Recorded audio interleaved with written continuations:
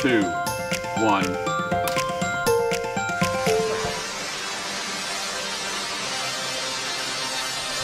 Wow. Okay. What's up, everybody? Welcome to KSAT News Now. Raise the mic. It is loud in here as we're coming to you this morning from the brand new Techport Center and Arena out here on the southwest side. Hold and on. what are you listening to are the Tesla coils. So this is one of the coolest things about this arena is that these are Tesla coils. They help power the arena, give sound to the arena, and also they move along with the sound coming through from when the bands are performing here. Alicia, you're just, Alicia's face is like in a state of shock right now. This is really cool. So they're doing all the sound checks, video checks, everything to make sure that today goes smoothly. And this is really cool to be able to see this. Yeah, so this is something that is really cool because I've done a few stories here now on the arena as they were preparing for it, getting ready for it, but I have actually never seen these Tesla coils in action. Coils. Yeah, there's 6 of them. So Tesla coils, big time stuff, and that's just one of the things that's going on here at the new Techport Center and Arena, this brand new venue out here on the southwest side. Your first time out here, right? Yeah. What do you think so far? I mean, I think it's cool that this is coming, that this is here on the city's southwest side because there's not much, you know.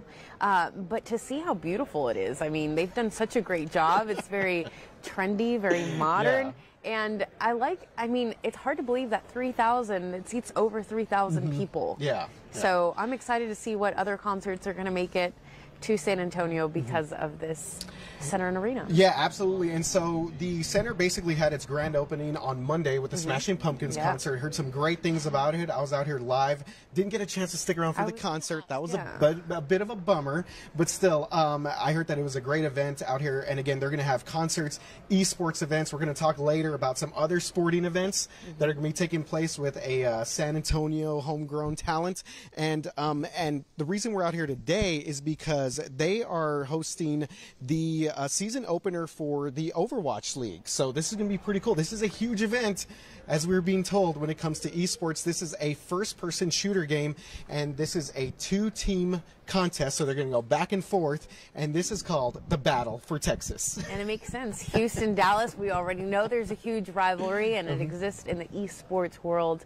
So that's exciting to witness here, too. Yeah. We've got some major fans backstage over here, too, behind the scenes, our very own. Yes, our editor, Valerie Gomez, who's been helping kind of walk us along or walk us through this whole esports and Overwatch League opener out here at this brand new arena. And as we mentioned, Houston, this is the Outlaws versus the Dallas Fuel. So some good stuff here. We need San Antonio to get a team, right? Okay, Valerie's just nodding. Over here, absolutely.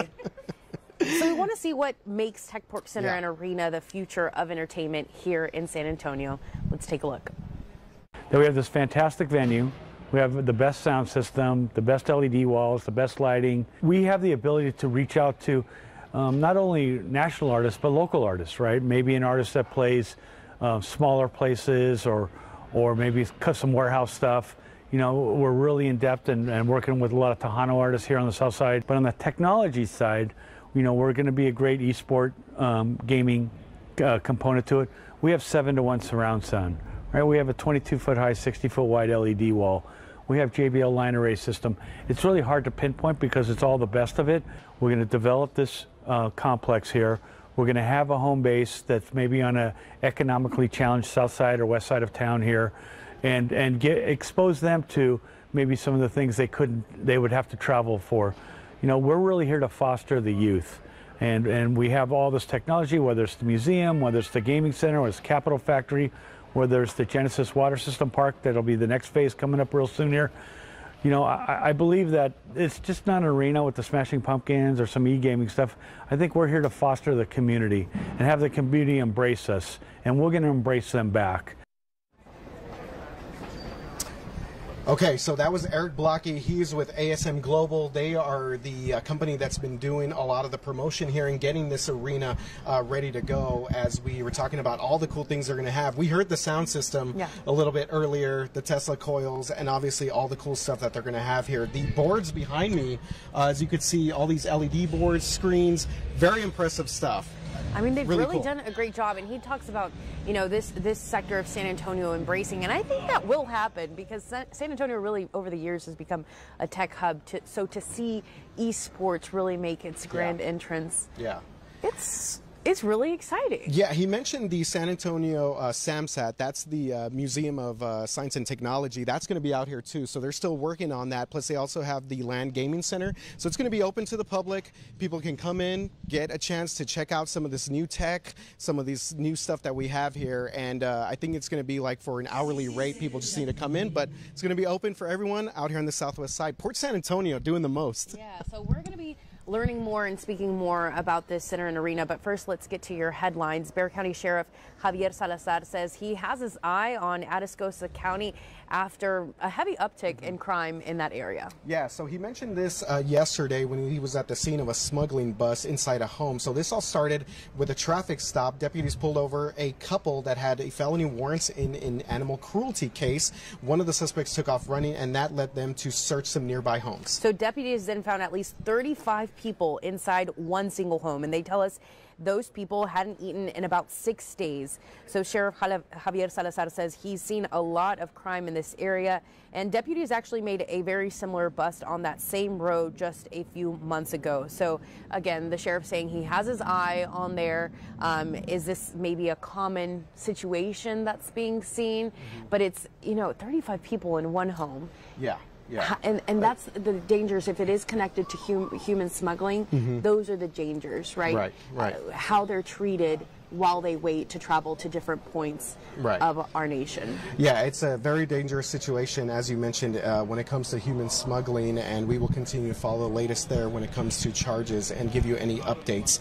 Speaking of updates, this one is a story that we've been talking about earlier this week. This is an update to the attack on Dave Chappelle. He's, of course, the comedian, iconic comedian. He was at a Netflix event in LA, and officials now say that the attacker in that case will not face felony charges. So, interesting. Yeah, and this really has shocked a lot of people. They're upset because, I mean, if you watch that video, we showed you a clip of it here. He was literally tackled by a spectator that just charged him on stage, knocked him down, and there was a scuffle, and other celebrities got involved. So Isaiah Lee, that's the suspect, the man reportedly caught on video tackling Chappelle to the ground, and the Los Angeles County District Attorney said while he won't pursue any felony charges, Lee is being hit with 4 misdemeanors. So those include battery and possession of a weapon. Police say Lee was carrying a replica handgun, but it was made out of a knife. Yeah, and I think that's what's concerning a lot of people here. So organizers of the event say they plan to implement more safety measures like additional security personnel and more thorough bag checks. And I think that, you know, I think it'd be one thing if someone just from the crowd just rushed onto the stage, because sometimes it's even hard to react to that in the moment, but they took in a weapon. I mean, so that's really kind of, I think, something that's really kind of concerning a lot of people. I'm still surprised that not going to face felony charges. I think that's very interesting. And just the irony of it all, again, if we go back to what happened, what led up to that moment, Dave Chappelle had mentioned how comedians, because of the Will Smith, Chris Rock altercation, how they do think about their security, and then to have this happen to him moments later is just wild. Some interesting stuff there. Okay, well, we're gonna go back a little bit, back in time. Yeah, I'm excited about this for me. one. Okay, Alicia, quick question here. Did you ever pull sort of a prank, a senior prank, when you were in high school? You didn't? No, I am a rule follower. Let me tell you, if you don't know that about me, now you know. Total rule follower. It is so hard for me to break any rules, and I'm always like the one asking for permission, right? But, and this, so with the senior prank, never my thing, because our administrators definitely threatened with just canceling any sort of senior tradition if we tried to be cute and funny and do something. But I think this story that we're about to talk about really took it to a whole different level, and it's kind of concerning. I mean, when I saw it, I just thought, is this real? I would have never thought of doing this. We used to do things where we used to put try and put foam into someone's locker. That's cute. All right. Stuff like that, but it was never anything right? like this. Yeah, so here's the story, and this is out of Florida, where some seniors may have taken, of course, one of these pranks a little too far.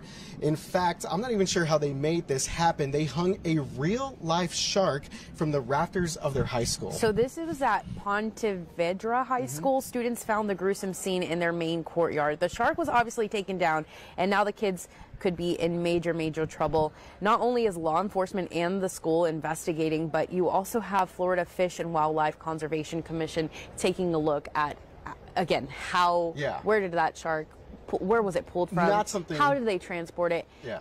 But there is video of them putting it up. Yeah, not something you could just go pick up around the corner. So there is surveillance footage of the students hoisting the shark up, as Alicia just mentioned, but they're still looking into how they even got this in the first place. A Florida marine biologist says it could likely be a sandbar shark, which is prohibited from recreational and commercial harvest in Florida state waters. These are the ones that make me think, what made them think that this was a good idea? I have no idea. A prank is usually like that, oh, gotcha. Yeah. But who are you going to say gotcha to when you're hanging a shark off of? It's just more disturbing of a scene than anything. Yeah. So a lot of questions that still need to be answered. Like you said, I mean, did they go out and just find a beach shark, or did they have to go maybe hunt for a shark? I don't know. There's just a lot of weird stuff going on. Just making headlines in these last few weeks. Here in San Antonio, you remember about the shark fins? That restaurant that's being investigated because they found, I don't know if it was hundreds. I think so. It was more than 300. A lot. So anyway, sharks making headlines again. Remember when that couple put that baby shark in their stroller? No. At the aquarium? That's a few years back. Okay, Billy's nodding yes. I don't remember that. You'll have to fill Points me of in on Verde that trying to take our shark title away from us. So I really hope that San Antonio students don't do this. Yeah, I mean, don't take your senior prank this far. Yeah, it's not funny. Even though RJ is laughing, it's not funny. Some of that stuff is just kind of crazy. This is a little just bizarre. Definitely. All right, so Spurs, again, another one. Fiesta is over, but they're still keeping the party going. They're always on the lookout for the next Fiesta fit, but especially Spurs with the retro colors and tying it into Fiesta. I'm down for this. Yeah, so thank God that the Spurs have done this for the past 2 years. They've embraced the Fiesta colors. People had been asking for years, and so we're going to be talking about DeJounte Murray. He's always, he's got a lot of swag. Got to give my man DM5 a lot of credit there. So he took to Twitter the other day with a first look at some sneakers that he's working on, and if you look at them, they're New Balance high-top basketball shoes. So he is signed with New Balance, so he represents them with the signature Spurs retro or Fiesta colors. So this is a little bit of a tease, though. He posted them with his Fiesta jersey and said, quote, retweet if you want New Balance to drop this colorway, end quote. So guess how many retweets he's gotten so far? I'm gonna guess it's been a lot. I was trying to look that up right now as we speak. Let's refresh. It's looking at it's got to be over 5,000, right? No, at this point. Not quite. No. Okay, so nearly 5,000. Yeah. Is that enough to get New Balance to drop them? Yeah, I'm gonna guess that they're gonna drop some of these colorways right here. Yeah. I would buy them. You would get them? Yeah. I like sneakers. Yeah, and those are cool. I like New Balances too. He has actually done a lot of different color schemes and styles over the past year or so. So always very styling and profiling. Yeah. DeJounte Murray had a good season. DM5. Explain, what's on the tongue of the shoe. DM5. That's what I've been calling him forever. DM5. So RJ was joking about copyright because that's what he calls him. Yeah, I've been calling him that for years, and all of a sudden they show up on the tongue of these New Balance shoes. DeJounte, who else calls you DM5? Let us know. Let RJ know. He's concerned. I'm on it. I'm on the case here, but it'll be kind of cool to see if these shoes do make it out, because for sure Spurs fans will love to buy these. Absolutely. Absolutely. All right, so the Techport Center and Arena bringing in local names as well. Yeah, absolutely. A very loved San Antonio athlete. Yeah, and again, we are live out here at the Techport Center and Arena, and so they're getting ready to host this big Overwatch event today, but in just a couple of months now, they're going to be hosting a big boxing match with San Antonio's very own Jesse Bam Rodriguez. All right. Yes. So he posted on Instagram that he's fighting here on June 25th, so really just a couple of weeks away, and said it's his homecoming, which is pretty exciting. Yeah.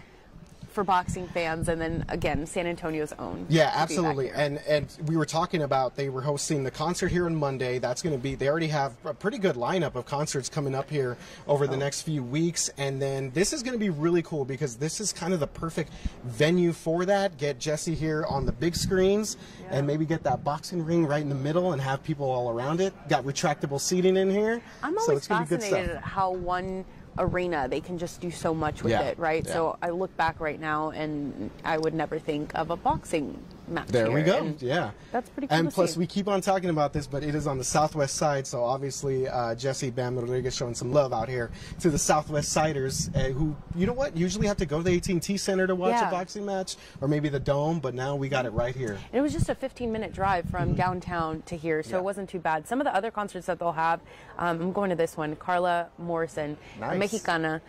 She'll be here May 21st. Who else do we have? Papa Roach. That's coming up. That's exciting. Boys to Men in August. The end of the road. Okay. Yes. And then another Mexicana, Julieta Venegas, in October. Nice. Okay. But they even have a rock fest here, Tierra Sagrada Rock Fest, happening in November. So, all right. Yeah, a full lineup of events coming up here. And, okay, so weather has been a little crazy over the past couple of days, and we knew this based on what our meteorologists were telling us. So what is going to be the weather like? Yeah. We know that this weekend is going to be super hot. So again, this is Mother's Day weekend, perhaps a record-breaking weekend. Yeah, definitely. Is this Katie? How you doing, Katie?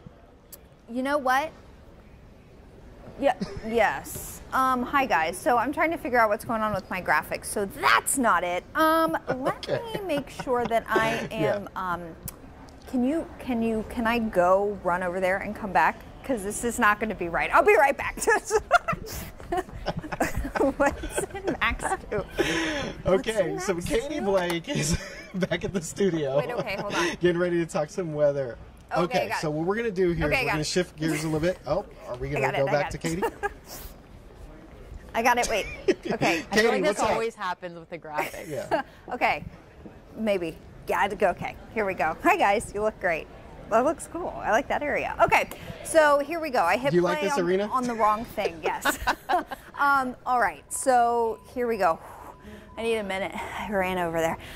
Okay, so satellite and radar, we're shifting away from talking about rain chances. That's been kind of the focus for the past couple of days. We've even had some severe storms around South Central Texas. We're shifting away from that and now focusing on heat, potentially record-breaking heat heading into the weekend. We had a few clouds this morning, but they have already burnt off and we're seeing skies clear out as we speak. So as we get past lunchtime into the afternoon, really a whole lot of sunshine heading into the rest of your Friday. And this kickstarts a several-day stretch of really hot afternoons. So here's your high temperatures today. 90s for everyone, low to mid 90s across parts of the hill country, right around 96 at the airport. Southern tier of Bexar County, 97. 98, and then it will be starting tomorrow that we'll begin to see a few more triple digits on the board as far as our temperatures go. So the reason for the heat coming in this weekend is because of a weather pattern change.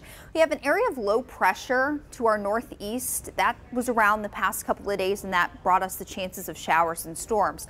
All that rain-making energy is moving away. It will move across the northeast this weekend, and that will allow for a little ridge of high pressure to build in. And as we get into the summer months, our hotter months, you'll hear us talk about a ridge of high pressure. This is not what we see in the middle of the summer, the really strong heat high. This is kind of like its younger cousin, so it's not as strong as the heat high in the middle of the summer is, but it's almost just kind of like an abbreviated form of that. This will build in, give us a lot of sunshine over the weekend, and also crank up the heat, not just here, but also all across Texas. Look at this, high temperatures, San Angelo 107 Saturday, 106 Sunday, Del Rio 106 tomorrow, 101 on Sunday. Around San Antonio, we're looking at a high of 100 tomorrow and 98 on Sunday, so we'll bring it down a little bit by the end of the weekend, but you probably won't feel much of a difference out there. So if you're thinking, is this a little soon to see our 100s on the map?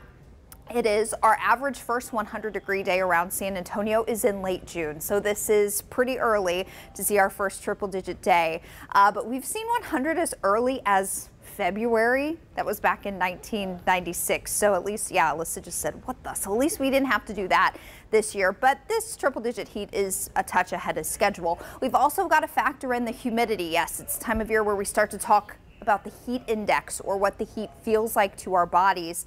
Humidity will drop off a little bit tomorrow, so that won't create as big of a spread between our air temperature, that bottom number, and the heat index. But look at Sunday.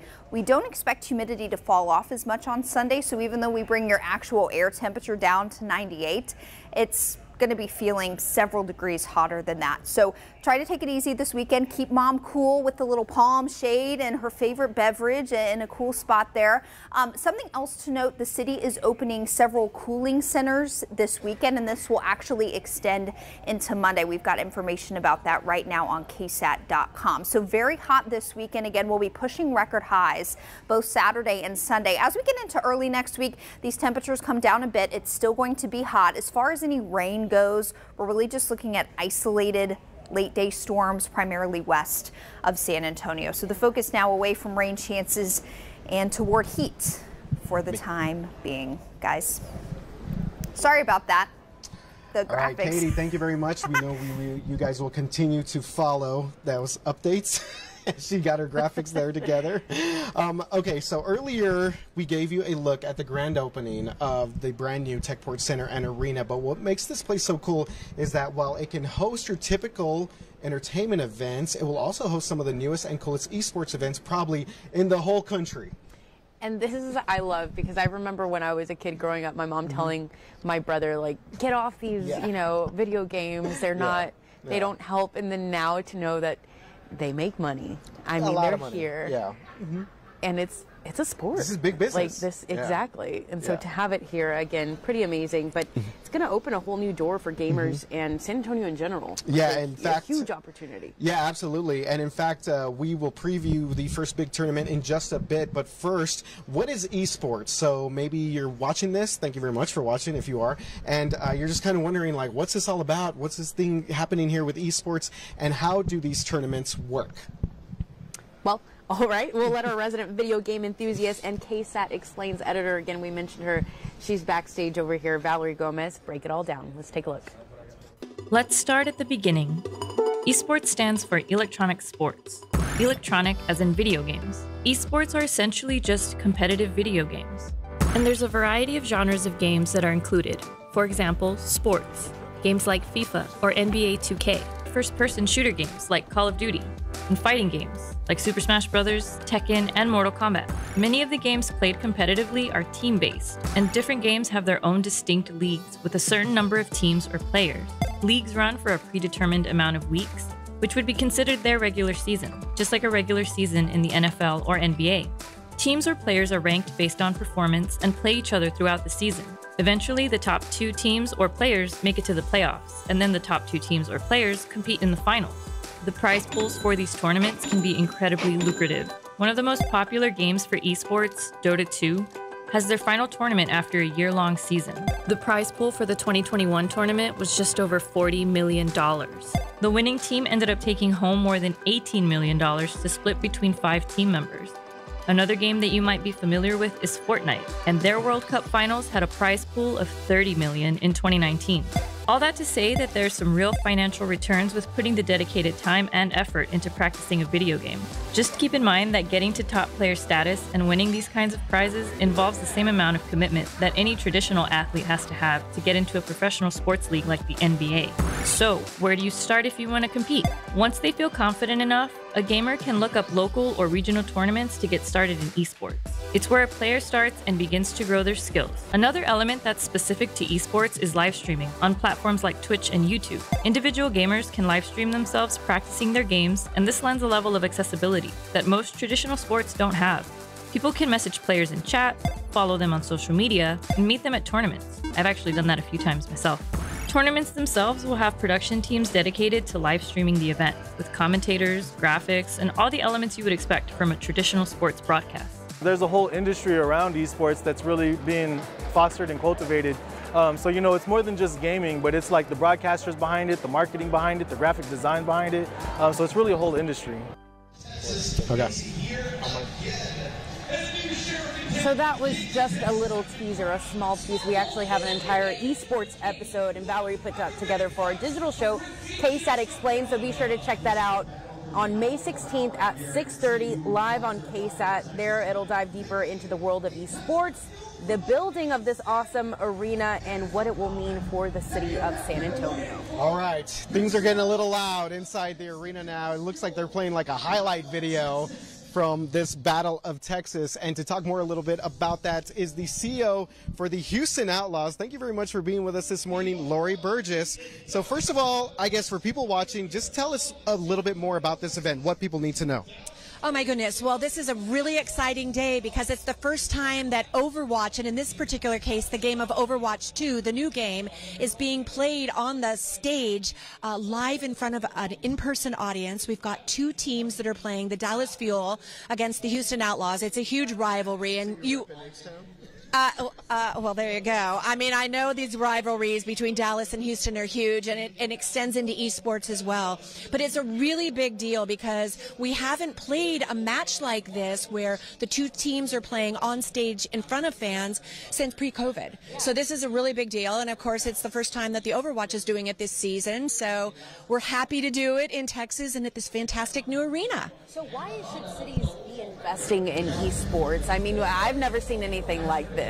Well, that is a great question, and I'm here to say that you're going to remember this day forever because this is the future. You are in the future today. We're finding that Gen X and Gen Y are Gen Y and Gen Z are super into esports. You know, kids used to grow up wanting to be hockey players and basketball players. Guess what? Why not be a pro esports player like what we've got? We've got 18-year-olds to 22-year-olds on our roster that are making lots and lots of money and are spending their lives being paid to play professional video games, in our case, Overwatch.